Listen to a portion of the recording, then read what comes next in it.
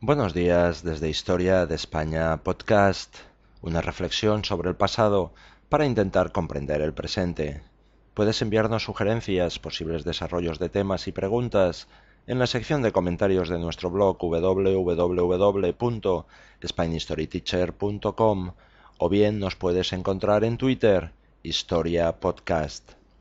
La pregunta que nos hacemos hoy en nuestro podcast es la siguiente: ¿fue el New Deal una revolución social? Fijaros que el New Deal aportó esperanzas y ánimos a millones de personas en unos años de desesperación. También recibió, podríamos decir, muchos adjetivos en contra por parte de industriales y en general de los sectores conservadores. Sin embargo, si lo consideramos desde, podríamos decir, desde la perspectiva, ¿cuáles fueron a la larga las consecuencias del New Deal sobre la situación económica de la sociedad norteamericana? ¿Fue realmente el New Deal una nueva política económica o un nuevo contrato social? Fijaros que si la contestación que damos es que sí, entonces tendría que haber logrado un nivel más alto de empleo, tendría que haber acelerado la tasa de desarrollo de la economía y tendría que haber redistribuido la renta en favor de la tercera parte del país que estaba mal alimentado, mal alojado y mal vestido, por utilizar las famosas palabras de Delano Roosevelt. Fijaros que para hacer una evaluación adecuada sería necesario tener presente de alguna forma en qué alternativa pensamos en cada caso. Vamos a intentar contestar las tres premisas que hemos dicho anteriormente. Por lo que respecta al pleno empleo, fijaros que el New Deal no logró alcanzar ese objetivo en el decenio de 1930 a 1939. También es verdad que este fracaso no resulta sorprendente si examinamos de alguna forma la política fiscal del gobierno. Fijaros que mirando la política fiscal que llevó a cabo el gobierno podemos llegar a las siguientes conclusiones. Solamente en 2 años de ese decenio fue la política fiscal del gobierno más expansiva de lo que lo había sido en el año 1929. Las dos excepciones fueron 1931 y 36, cuando se pagaron grandes sumas a los veteranos de la guerra a pesar de la objeción de las administraciones Hoover y Roosevelt.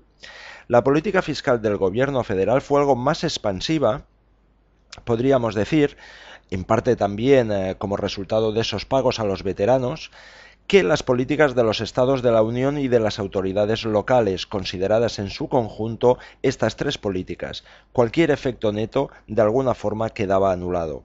La razón principal de esta ineficacia, podríamos decir, está en el aumento de los impuestos. El gobierno en todos sus niveles tuvo déficit en 1929, pero desde 1933 a 1939 tuvo de alguna forma presupuestos equilibrados. Pese a todo, el New Deal dejó una herencia que parece haber desempeñado, podemos decir, un papel influyente en el mantenimiento de altos niveles de empleo y renta en los periodos posteriores de la recesión.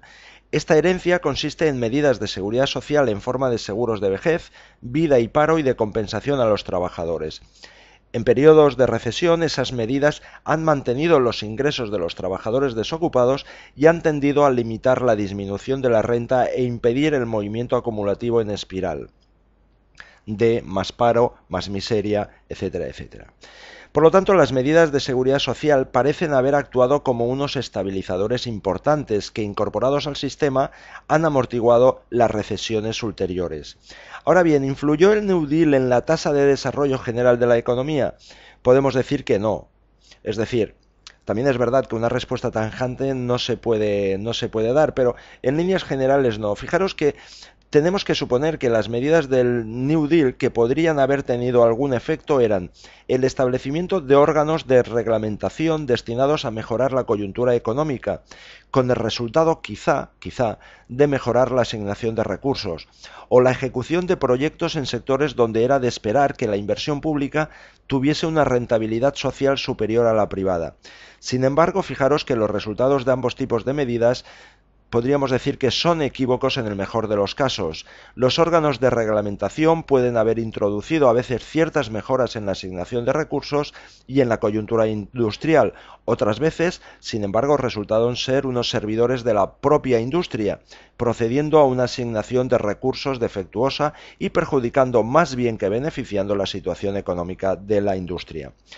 Por lo tanto, nos queda la tercera cuestión, es decir, la redistribución de la renta en los Estados Unidos. Si el New Deal no logró el pleno empleo y sus repercusiones en el desarrollo económico son en el mejor de los casos contradictorias, por lo tanto la única forma entonces en que podría haber beneficiado a esa tercera parte del país que hemos dicho antes sería mediante una redistribución de los ingresos en su favor. Y está claro que el New Deal perseguía ese resultado en muchas de sus medidas. Concretamente, las disposiciones encaminadas a fomentar el desarrollo del sindicalismo, como por ejemplo la ley sobre relaciones laborales y la ley Norris-LaGuardia, tenían como finalidad la expansión de los sindicatos en el país, con la creencia de que esos sindicatos aumentarían la renta salarial. Esas leyes, junto con la rivalidad que se estableció entre la American Federation of Labor y el recién creado Congress of Industrial Organizations, elevó el número de trabajadores sindicados de 3 millones que había en 1932 a 9 millones en 1940. Igualmente, la ley sobre normas equitativas del trabajo, que fijó salarios mínimos, se proponía beneficiar a los grupos de ingresos menores. El programa de sustentación de precios agrícolas, la subvención de viviendas baratas para los grupos de escaso poder adquisitivo y la seguridad social eran todas ellas medidas encaminadas en esa dirección. Ahora bien, ¿cuáles fueron sus resultados? Bueno, fijaros que los resultados fueron, podríamos decir, bastante desiguales. ¿De acuerdo? Es decir, no hubo, podríamos decir, que una redistribución apreciable de la renta.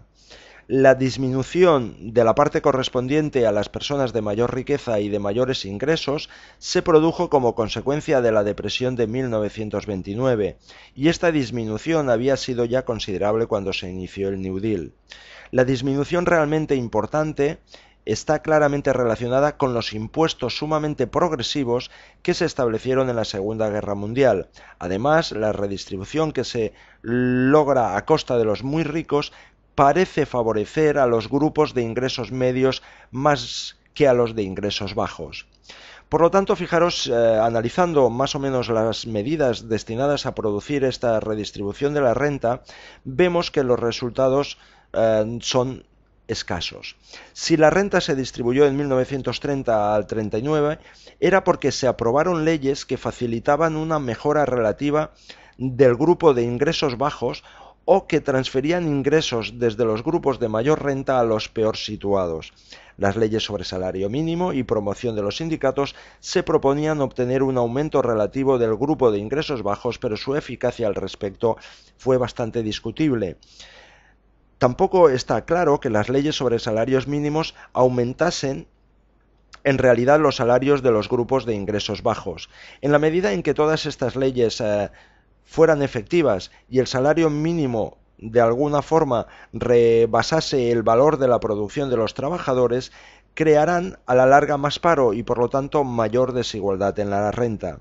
Igualmente, aunque la acción de los sindicatos pudo elevar los salarios de sus miembros, es mucho más discutible que subiera el nivel general de los salarios. Por lo tanto, la parte del trabajo en la renta nacional parece haber ido en aumento, aunque eso, desde luego, no cabe atribuirlo a los sindicatos. Por tanto, si los sindicatos consiguen aumentar los salarios, podríamos decir, de sus afiliados, pero no influyen en la renta salarial, entonces ese aumento lo logran a expensa de las 3/4 partes de la fuerza del trabajo que no está sindicada. Por lo tanto, fijaros que se obtienen resultados más eficaces con las transferencias directas de los grupos de ingresos altos a los de ingresos bajos, como en el caso de la política de viviendas o de las transferencias sociales. La magnitud de 1930-39 de esas transferencias no fue importante, aunque el ligero aumento de la posición del 20% más bajo de perceptores de ingreso en 1940-49 parece indicar que el establecimiento en ese decenio de impuestos sumamente progresivos y la adopción de medidas sociales mejoró temporalmente la situación del grupo de ingresos más bajos, pero este modesto resultado se produjo después del New Deal. Desde Fraga, España, te saluda Óscar Cruellas. Sé feliz. Puedes visitar nuestro blog www.spainhistoryteacher.com y dejar tus comentarios, así como plantear nuevos temas, o bien nos puedes encontrar en Twitter, Historia Podcast.